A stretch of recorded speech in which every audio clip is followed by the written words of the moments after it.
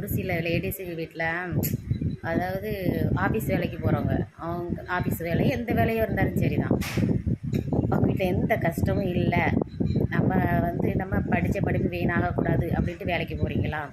அப்போ நீங்கள் வேலை செய்கிற இடத்துலேருந்து வீட்டுக்கு வரும்போது நிம்மதி இல்லாமல் அவன்கிட்ட கை நீட்டி சம்பளம் வாங்கிக்கிட்டு அவன் திட்டுற திட்டையும் வாங்கிக்கிட்டு மைண்ட் டென்ஷன் ஆகிட்டு டிப்ரெஷன் ஆகிக்கிட்டு வீட்டுக்கு டயர்டாக வந்துட்டு அந்த டென்ஷனை பிள்ளைங்க மேலேயும் புருஷன் மேலேயும் திணிச்சிக்கிட்டு இப்படி இருக்கீங்களா? உங்களுக்கு ஒன்று சொல்லட்டா, வேலையை விடுங்க, புருஷனை கவனிங்க, குழந்தைங்கள கவனிங்க.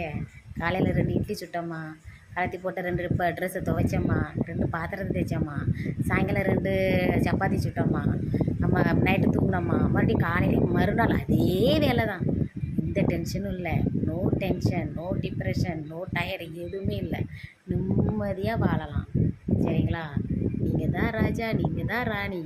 எப்படி?